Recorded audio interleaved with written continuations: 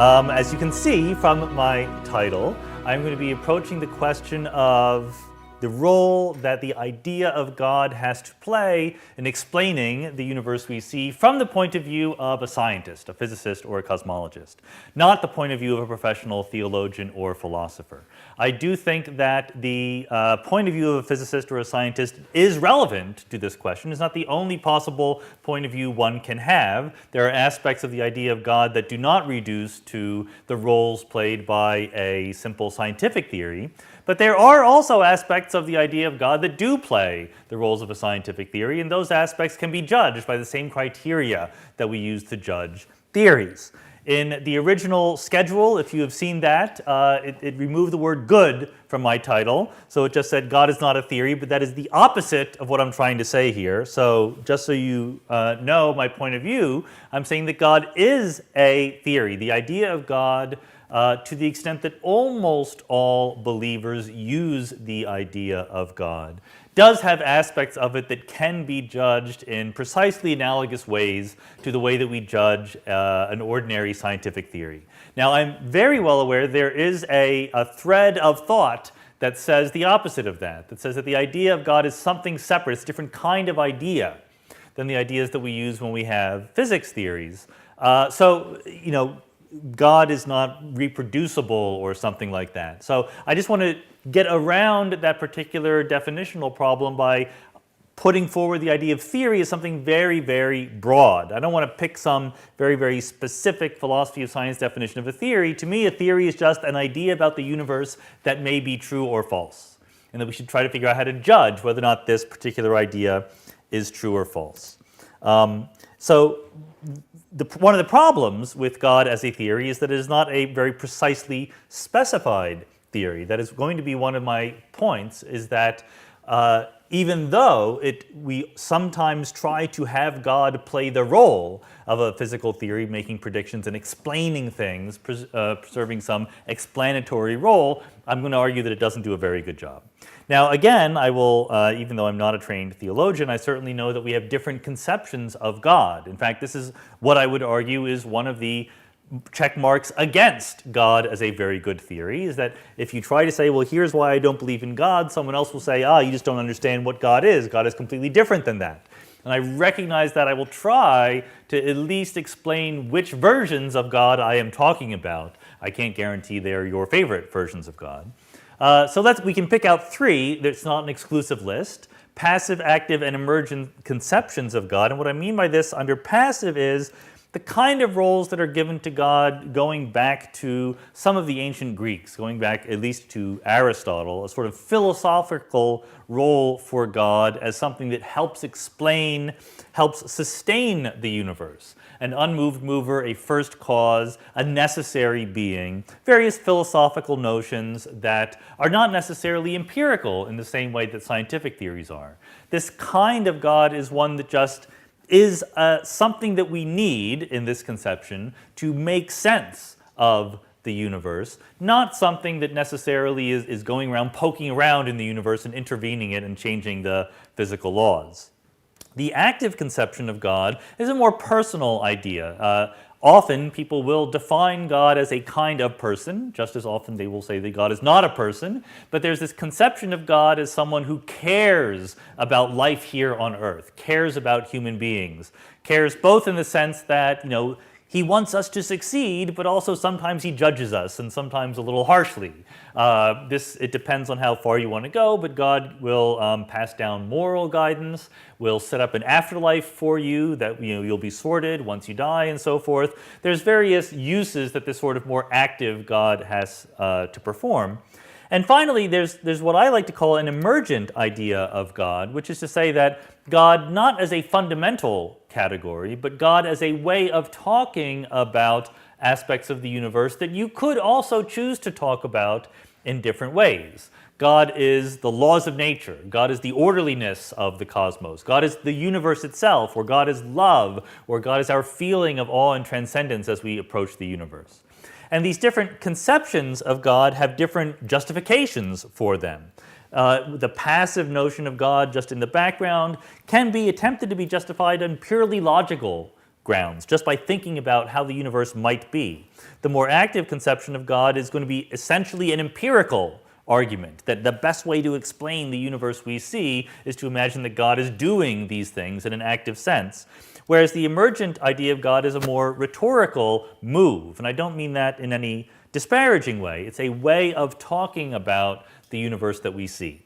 So I'm actually not going to be talking about this third category. My personal belief, for those of you who are fascinated by it, is that I don't see any need to talk about the universe in that vocabulary. But if you want to, I won't stop you. What I'm more interested in for the purposes of this talk are the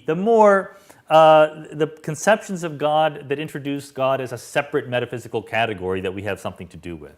And I'll start with these more philosophical, metaphysical arguments in favor of God. I think that as a scientist, the second category is more relevant, but I do have to get this one out of the way before we can move on to the second one. So what does it mean, and what is the role played by God as an unmoved mover, as an Aristotelian first cause, God as a necessary being? Very often if you ask theologians, how would the universe be different if God did not exist? They will say, I cannot imagine a universe in which God does not exist, therefore I cannot answer that question. To me, as a scientist, there's a huge problem right from the start with this kind of reasoning, which is that the whole strategy is one based on some a priori metaphysics. That is to say, this is very much armchair philosophizing in the best sense of the word, sitting down, thinking about all the possible ways the world can be, and concluding that those ways must somehow involve the idea of God. There's no step in that process in which you actually go out and look at how the universe actually is. You don't need to in this way of thinking about it, because you can just argue logically that God must be part of the universe. It is my firm belief that this kind of reasoning has never taught us anything true and interesting about the actual world. That is not to say that armchair thinking without going out and looking at the world is not useful in any way. It's extremely useful. Mathematics, logic, other branches of philosophy and formal inquiry are not empirical in nature. They don't involve going out and looking at the actual world. They reason in an a priori sense, but they also don't reveal interesting truths about the actual world. Mathematics reveals consequences of axioms. You say, I have a certain axiomatic structure and I derive theorems on the basis of that. It doesn't tell you which axioms are possibly true. If you want to actually figure out our universe, does it involve some notion of God, that is an actual fact about the specific universe in which we live, and I personally don't think that this a priori kind of reasoning is ever going to get us there. But let me take it seriously for just a little bit and sort of give you my feelings as a scientist about this. How would we refute the claim that God is a necessary being, for example? And I should also admit that I'm happily conflating all sorts of ultimately different kinds of a priori metaphysical arguments: first cause, prime mover, necessary being. These are all subtly different in ways that I'm going to completely ignore, so sorry about that. They have a similar flavor, and I'm going to treat them similarly. So if you did believe that God was a necessary being, that you literally could not imagine a universe in which God did not play an important role, in order logically for me to refute that belief, all I need to do is to invent a universe in which God does not exist. If you say that all swans are white as a logical fact, all I need to do is show you one black swan to show that your logical argument can't be right. So all we need to do is invent a universe that God does not play a role in, and that would improve your imagination enough so that you could imagine universes where God was not important. I claim that it is not hard to invent universes, possible universes, hypothetical universes, not necessarily our own, but universes that are self-contained, consistent, coherent, and in which God plays no special role, no role at all. So here's a universe. Apologies for the math. This universe is three-dimensional space, evolving in time, and in that space there is one particle.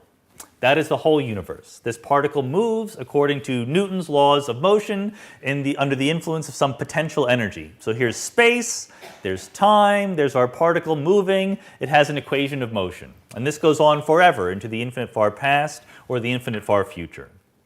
I claim this is a logically conceivable universe, that you can't stop me from imagining that this is the universe. It's clearly not our universe. I'm not trying to claim that there is some complicated transformation that makes our real world look like this. But this could be a universe, and there's no God in this universe. There's just a particle moving. If you want a slightly more realistic example, here is a universe that I think might actually be right. I replace, instead of three-dimensional space, I have a space of states, which is some Hilbert space, that is to say, some quantum mechanical space of possible states, a space of wave functions, if you like. There's also time evolution, so the state is an element of that Hilbert space, and it evolves with time. If you want to know how it evolves, well, it solves this equation, Schrodinger's equation, where this capital H is an operator called the Hamiltonian, which basically tells you how the state evolves with time. So this universe is one that is mathematically isomorphic to a trajectory in a Hilbert space according to this Schrodinger's equation.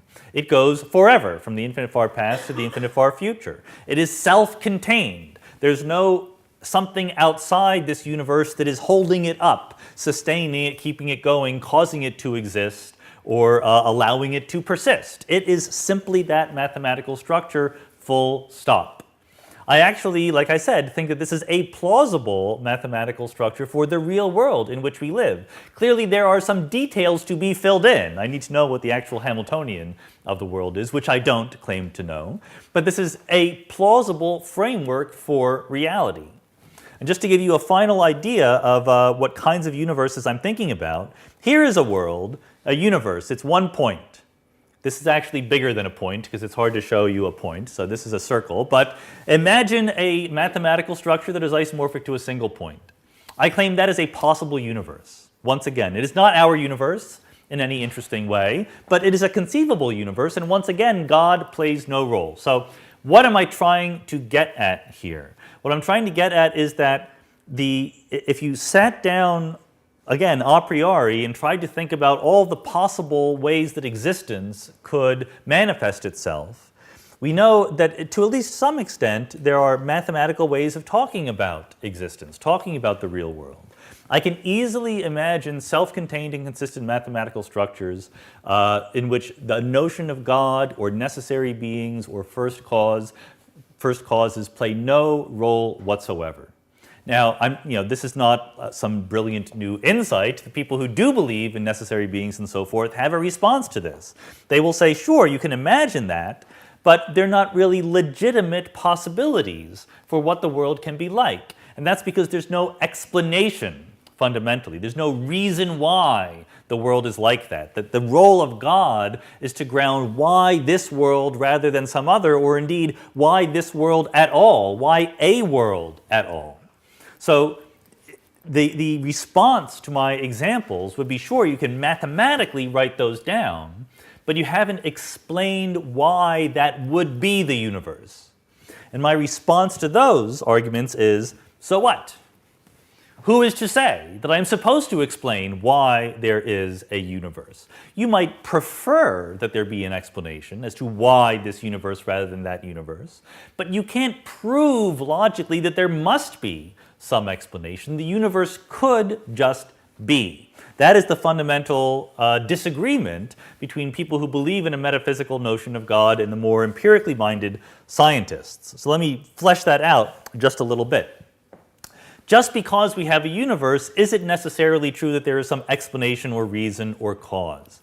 I think that the reason why you'd be tempted to think that is because in our actual universe, you associate causes with events. Things happen, you go, I can explain to you why that happened. Here is the reason why.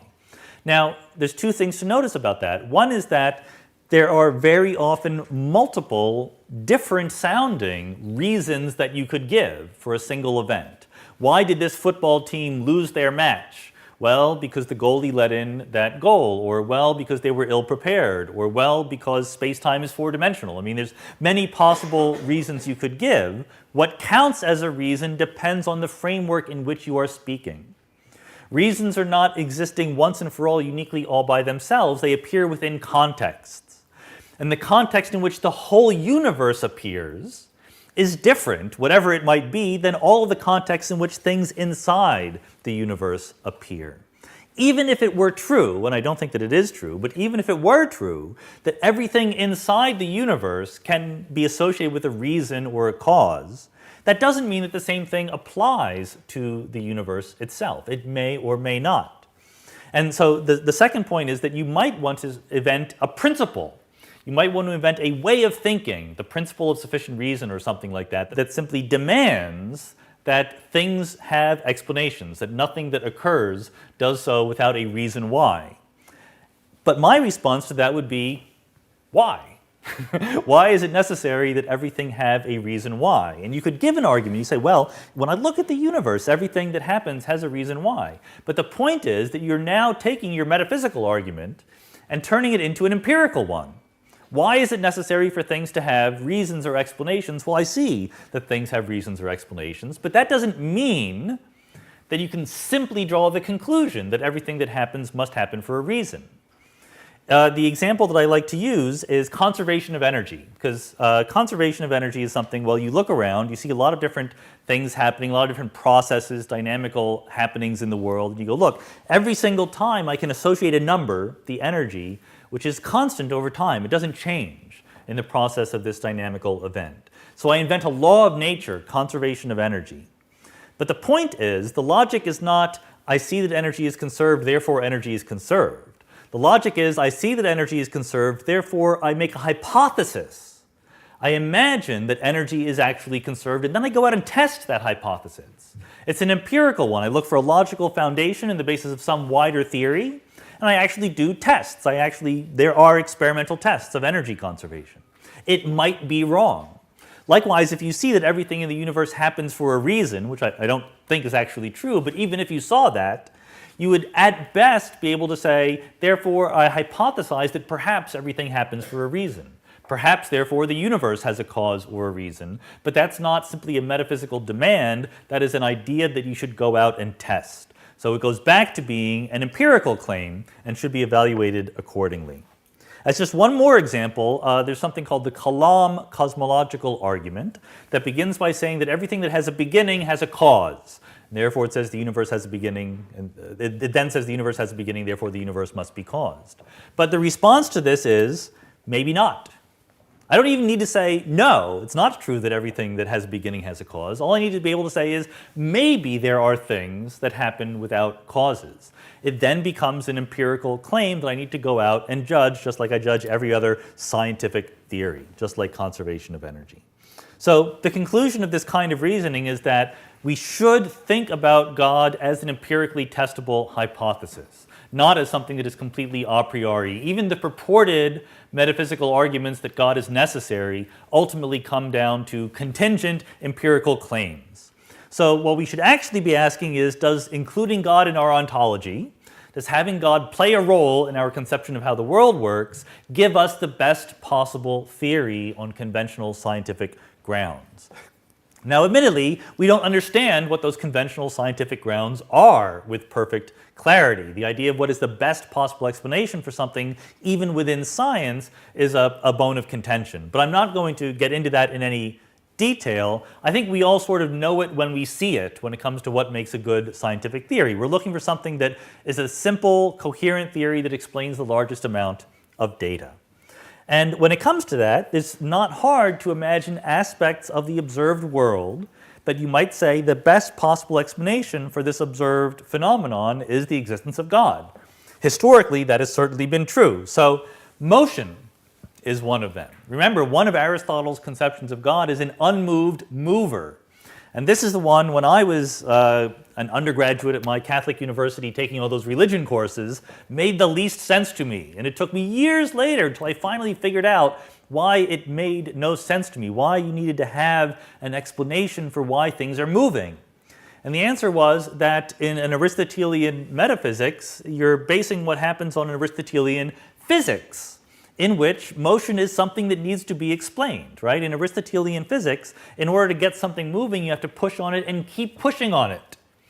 And we see things moving all over the place, so there must be something doing some ultimate pushing in some sense. But then along comes what we now know as conservation of momentum. Avicenna and Newton and Galileo point out that left to their own devices, things do not need to be pushed constantly to keep moving. Things will just keep moving. So the idea that things are moving is not something that needs to be explained. It is just something that is a law of physics. It is an aspect of the world. I think that the shift in theological thinking that sort of implicitly followed the invention of Newtonian mechanics is an interesting and underdeveloped thing to think about. There is, of course, life. And I think that for many people now and in antiquity, the reason why we are tempted by supernatural explanations is because living beings look very different than non-living beings.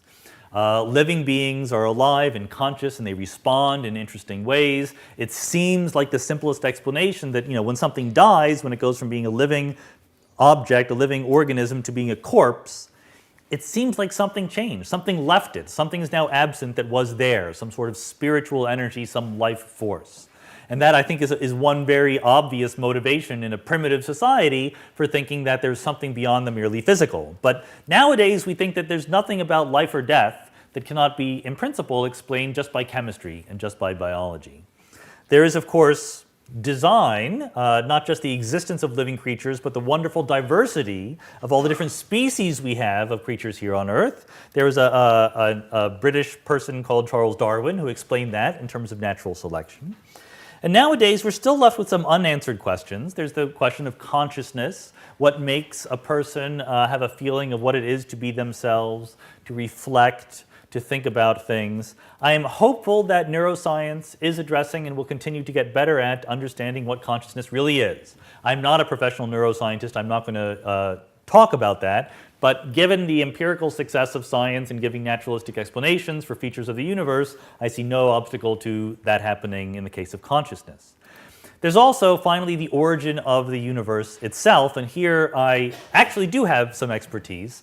What does naturalistic scientific modes of explanation have to say about the origin of the universe? It is a traditional role for God to play. If you pick up the Bible, it's right there in the beginning. God is creating the whole universe.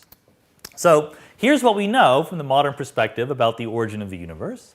13.7 billion years ago, the universe was in a hot, dense, rapidly expanding state, which we call the Big Bang. A lot of the credit for this idea goes to Abbé Georges Lemaitre, a Catholic priest.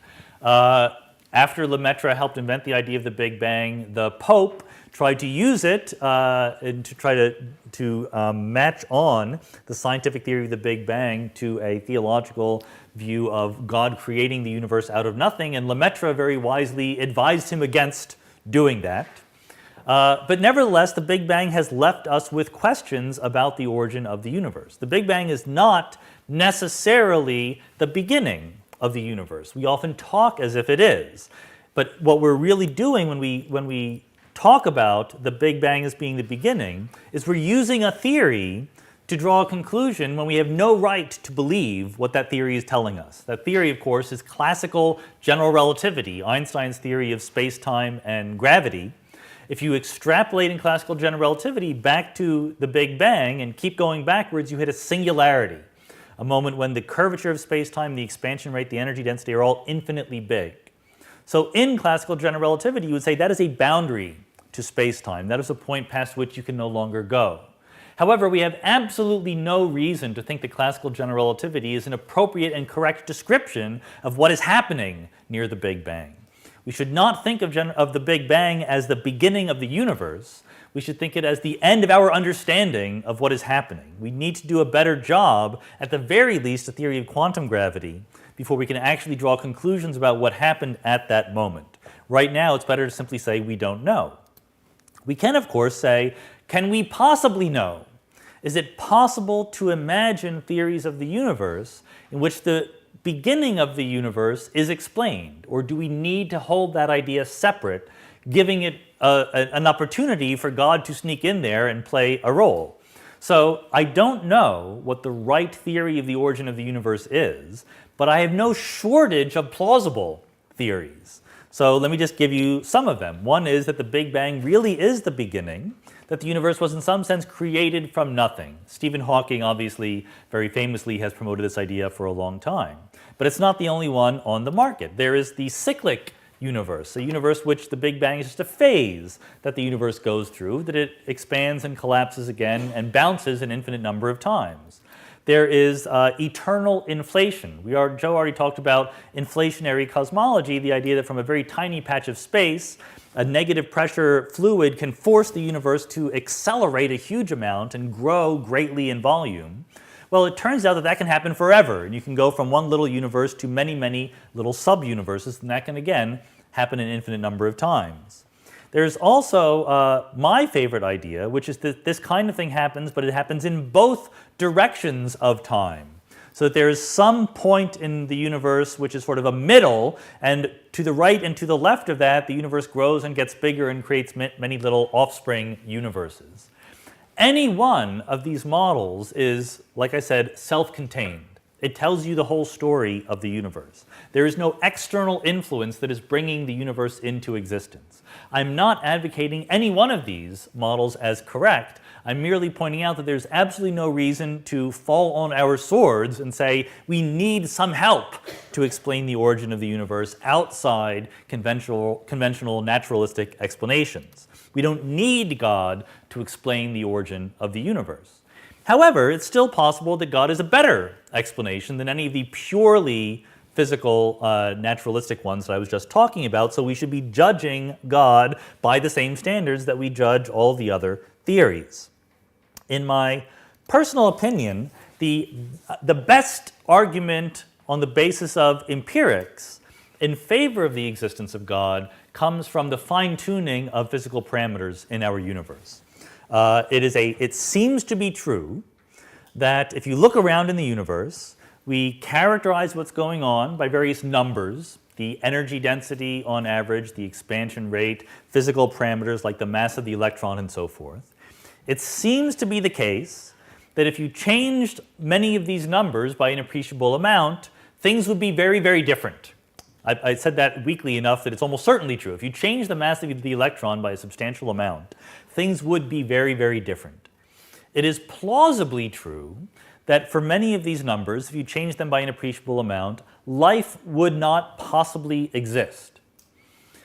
That's one fact. It seems likely, or at least possible, that the values that the physical and cosmological parameters we observe around us take on allow for the existence of life, and not many would.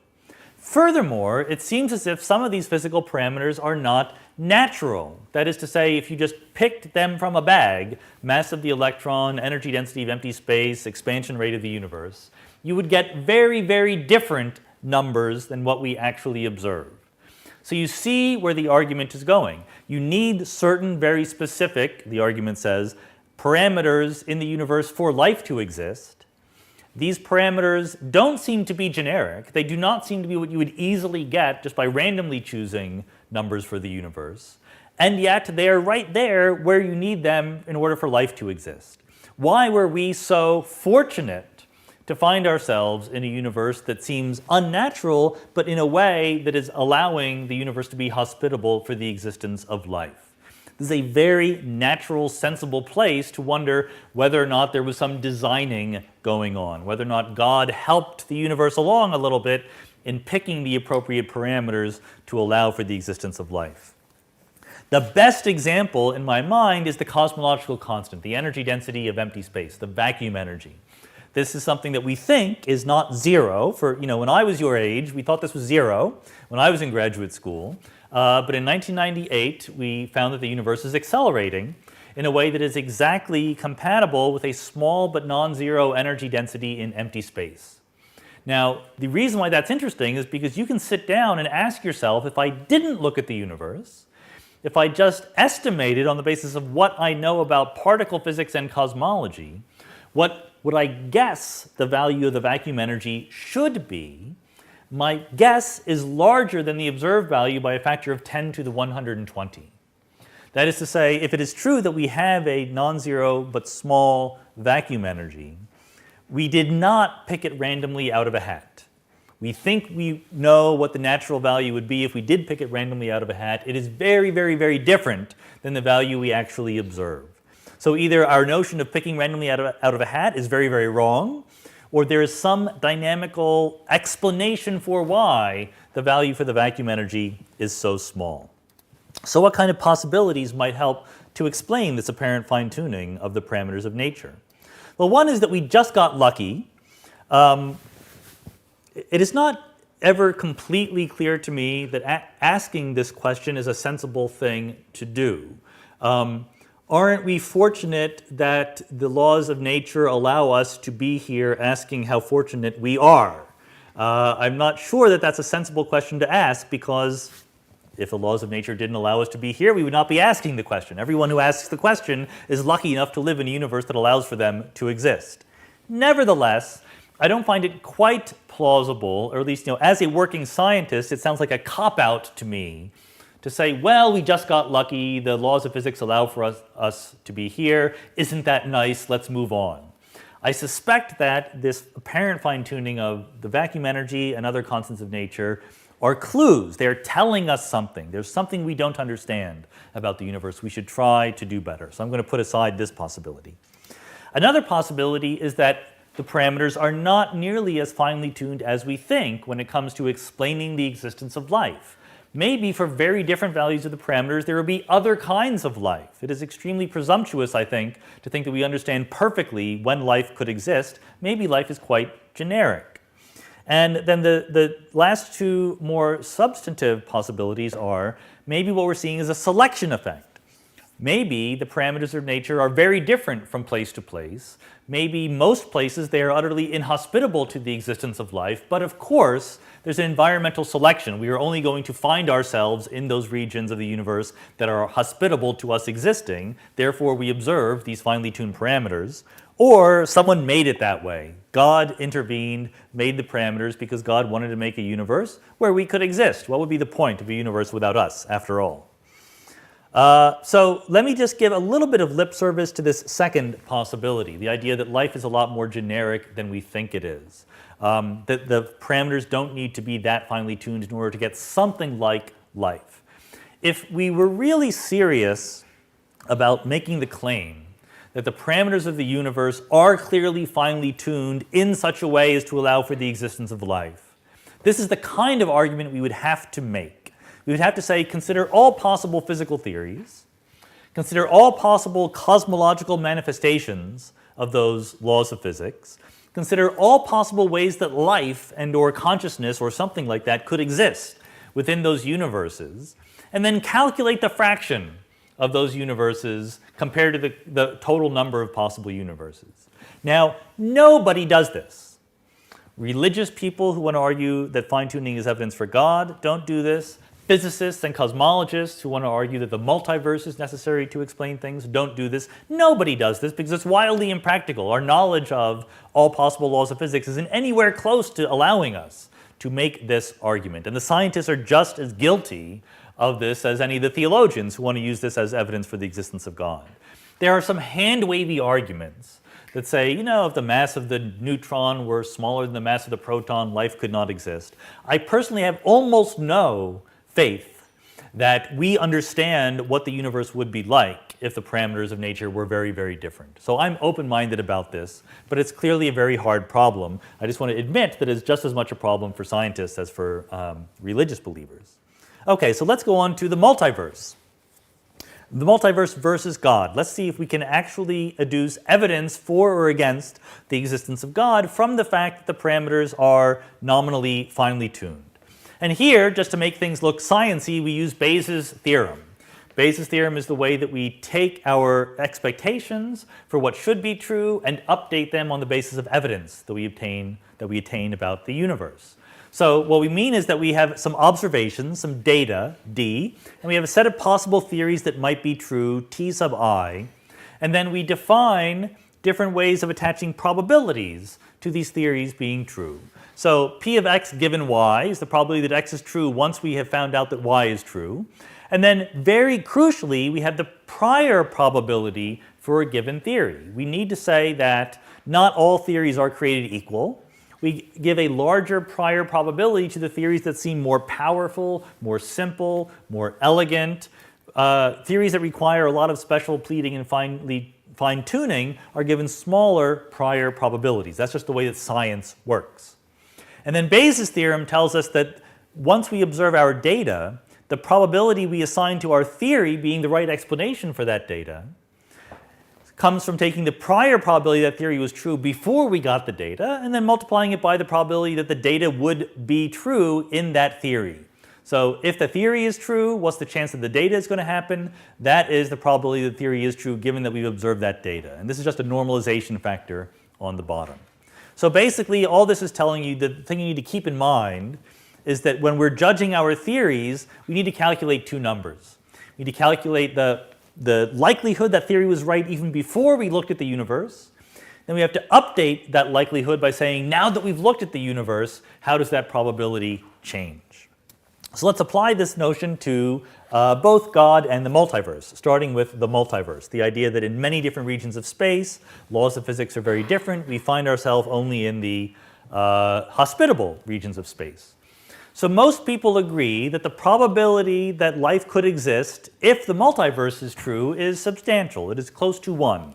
If there really is a multiverse that is very, very big, that has all sorts of things going on, then somewhere there life is going to be able to exist, and any people that are talking about this universe are going to exist in those little sub-places where the life exists. That's more or less uncontroversial among people who are both pro and anti-multiverse. The controversy is on what prior probability we should give to this theory. This is our judgment on how good a theory the multiverse is in the first place. Should we penalize the idea of the multiverse because it is not simple, it is ontologically extravagant? You're imagining all of this stuff that you will never observe, even in principle, just to explain a few parameters in our little patch of observable universe. So this was put forcefully by Richard Swinburne, a theologian, who says to postulate a trillion other universes. A trillion is amusingly tiny compared to the actual number of universes that we generally do postulate. But to postulate a trillion other universes rather than one God in order to explain the orderliness of our universe seems the height of irrationality. So height of irrationality is a fanciful way of saying that the prior probability should be very, very small. Swinburne is saying, look, you're just postulating many unseen entities to explain one or two features of your observable world. That's not good science, is what he is saying. Of course, the problem with this is that one does not postulate trillions of universes. That is not the way it works. The multiverse, and this is the crucial point, the multiverse is not a theory. The multiverse is not something that people sat around and said, hey, you know what would be neat is there were like 1 billion universes or 1 trillion or 10 to the 500 different universes. Wouldn't that be interesting? That is not how the idea came about. Rather, the multiverse is a consequence of other theories. So it's not that you postulate 1 bazillion different universes, it's that you postulate a small set of possible laws of physics. And these laws of physics predict the existence of many different universes. In the early 1980s, Vilenkin and Linde and others invented what we call eternal inflation. That if you believe inflation is possible, inflation is a very well-grounded physical scenario, we don't know whether it's true or not, but a very plausible scenario for explaining the observed homogeneity and isotropy of the universe. What Vilenkin and Linde showed is that if you believe that, then in a wide swath of possible inflationary models, inflation never ends. It ends in some region of the universe, but elsewhere it keeps on going, and it keeps creating new regions of universe. It's not something that you need to put in. It very generically comes out of your attempt to explain the observed homogeneity of our universe. Then in the late 1990s, string theorists realized that as you go from 10 or 11 dimensions of space-time, that string theory posits, down to the 4 that we know and love, you can do that. But if you can do it in one way, you can do it in 10 to the 500 different ways. And all of these different ways to compactify the hidden dimensions of space give us different low-energy laws of physics. This is called the string theory landscape. All sorts of different possible parameters that you can imagine getting, a huge, huge number of them. So string theory says that the laws of physics could be very different from place to place. Inflation says it's easy to physically create regions which actually have those laws. Now, both of these schemes are optional. We don't know that they are absolutely right. They're not established. But the point is that the number of things that you are postulating is not trillions of trillions. It's more like 2 or 3.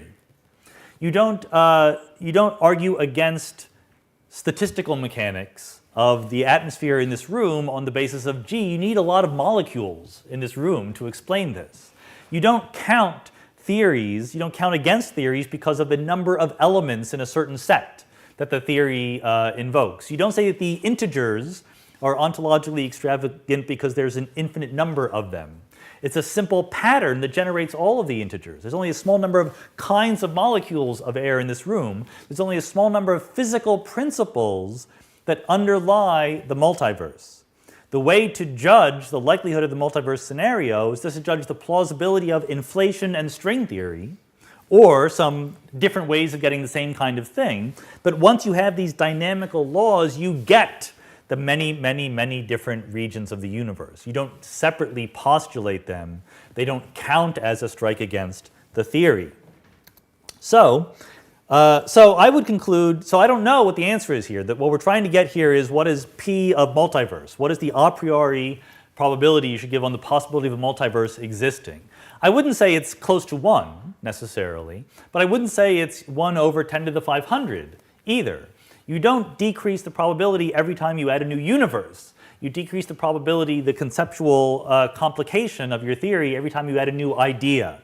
And by that measure, the multiverse might not be of order almost probability 1, but it's not vanishingly unlikely either. It's something that's very sensible to consider. So now let's turn to God. What is the prior probability for God and the probability that God is true given the data? So I'm going to talk about the prior probability later. Let's talk about the probability that God is the best explanation of the data that we see. Given that God exists, do we expect to see this kind of universe?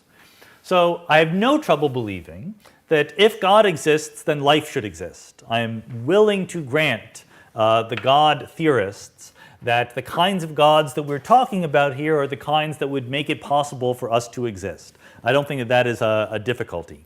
It's the other data, the data other than the fact that life exists, that gets God into trouble as a hypothesis.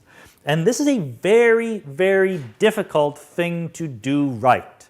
What we're trying to do here is ask ourselves the question, if we didn't know anything about the actual universe, but we had a theory that says that there's this thing called God that created the universe, that cares about us human beings, that has a large or infinite amount of power and so forth, what do we expect the universe to be like? It's very hard to do this because God is a little vague, frankly. God does not make unambiguous predictions, and we know what the universe looks like, so we tend to say, well, God would do it just like that, just like we see the universe looking. But that is not at all fair. We need to answer as honestly as we possibly can, what would we expect the universe to look like if God were responsible for it? So my favorite example of this is the low entropy of the early universe. This was the subject of the last Oxford mini-course on philosophy and cosmology, the arrow of time. In the modern conception of the arrow of time, we understand that the microscopic laws of physics are perfectly reversible, the same running forwards and backwards in time. But the reason why macroscopic physics has such a pronounced directionality is that there's a boundary condition in the early universe. It has a much, much lower entropy than it would if you, again, picked the universe randomly out of a hat. A lower entropy by a factor of about 10 to the minus 10 to the 120. So this is not a typo. So the cosmological constant is fine-tuned 1 part in 10 to the 120. This is 1 part in 10 to the 10 to the 120. So this is enormously more fine-tuning involved to explain the low entropy of the early universe. And crucially, the cosmological constant, the vacuum energy, you can make the argument that if it were larger by a couple of orders of magnitude, that life would not exist. I'm not sure I buy that argument, but you could make that argument. For the entropy, however, that argument utterly fails. There's no sense whatsoever in which the entropy of the early universe needed to be that low just for life to exist. It could be enormously higher, it could be almost of order 1 compared to this, and we would still be fine.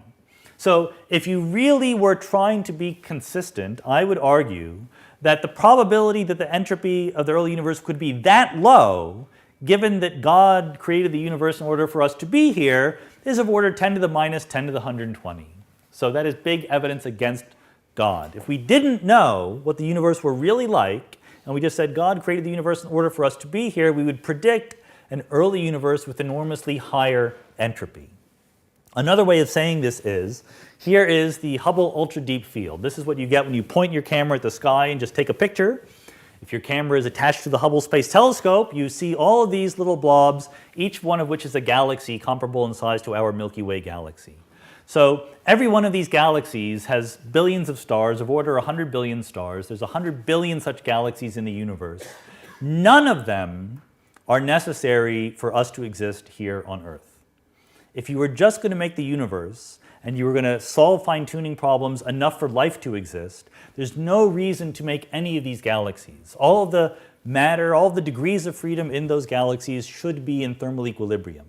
If you're going to claim that your explanation for fine-tuning is that God made it that way in order for life to exist, you strongly predict that this should be blank, or at least just a chaotic mess. It should not have all of these other galaxies in there. And I know that many religious believers would look at a picture like this and go, oh my goodness, the glory and stupendousness of God's creation. I look at a picture like this and say, how in the world can you think that the reason for this is to let us be here? We are very tiny compared to a very big universe. So there's of course responses to this kind of argument. People have thought of it. They say, well, maybe you can't make us. Maybe you can't form our solar system without forming all those other galaxies and so forth. This is just false. Everything we know about physics tells us that none of those other galaxies is necessary to explain what we have in our neighborhood here. So you say, well, maybe the reason why you get all those other galaxies of this really lower entropy than you ever needed is because God is sort of procedurally thrifty. God does not just make, so remember, it's God we're talking about. God would have no trouble making just the Milky Way if that's what God chose to do.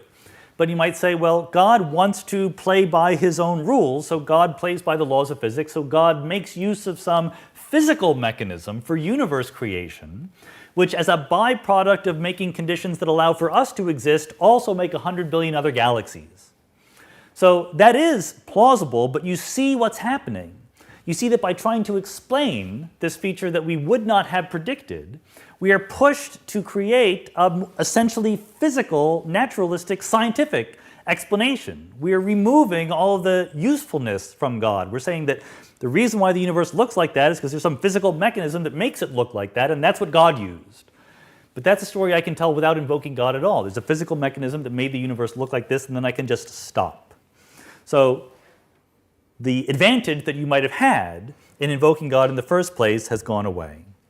This kind of argument that a priori you would not have expected the entropy of the early universe to be so low if God were the explanation is the same kind of argument that has been used to argue against God for millennia now.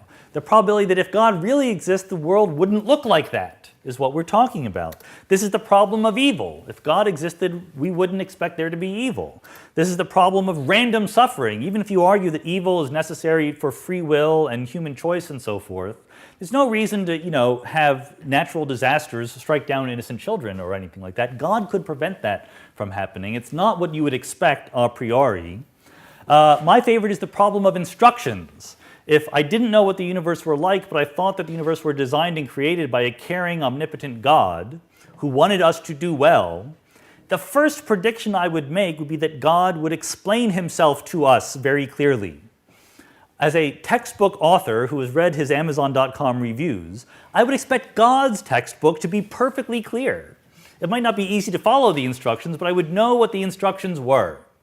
It would have been very easy for God in some holy scripture to give us some clues, to say, matter is made of atoms. The universe is billions of years old. People of different races and sexes and genders and sexual orientations should be treated equally. Governments should derive their power from the consent of the governed. A whole bunch of things that God could have told us. and chose not to. And that's a prediction that I would have made otherwise. Finally, I like to say it, this is one way I like to say it. Imagine you're a theologian in a world where there wasn't evil or random suffering and where God had given perfectly clear instructions. There were holy scriptures that said, be nice to each other, blah, blah, blah, blah. If you were that theologian, would you take the absence of injustice in the world as evidence against the existence of God? I think you would not. I think you would go, well, this is what I would expect God to do. He made a just society for us. If you wouldn't count the absence of injustice as evidence against the existence of God, then you should count the presence of injustice as evidence against the existence of God. There's a couple of ways to salvage the idea that God would have made the data like this. One is to just erase God's fingerprints everywhere, to say, you know what God really likes to do? Act like God doesn't exist. God likes to obey the laws of physics. Again, that's possible, but then you're removing the usefulness of God. And the other strategy is vagueness, to deny that we have any reason to expect anything of God, to deny that we can make predictions for what the universe could be like. So I have a quote here from Terry Eagleton. He's first trying to say that God is the condition of possibility, the answer to why there's something rather than nothing, very abstract, ethereal-sounding concept. But then he likes to say, well, God can have regrets. God is an artist who does things out of love, and therefore you can't predict what God is going to do. The problem is you can't have it both ways. You can't both get credit for explaining the finely tuned value of, let's say, the cosmological constant, and yet say that God makes no predictions for other things that we observe about the universe. The multiverse theorists at least try. Here is a plot from a paper where people who think about the multiverse are predicting the relic density of dark matter axions in the universe on the basis of the multiverse hypothesis. I don't especially believe this is a reliable prediction in any sense, but at least they are trying. I've never seen a picture like this in a theology journal. No one ever tries to use the God hypothesis. They can try to claim credit for the low vacuum energy that allows us to exist. No one ever tries to calculate the predicted density of axions under the God theory. So that is my conclusion, which is that as ontologically extravagant as the multiverse seems to be, God is much more problematic. It's a whole separate category. It's not a kind of physics, a kind of natural process. It's a whole other kind of thing. It is ill-defined, unnecessary as far as I can tell, and seemingly you need to sort of take or leave different predictions that you might make depending on how they fit.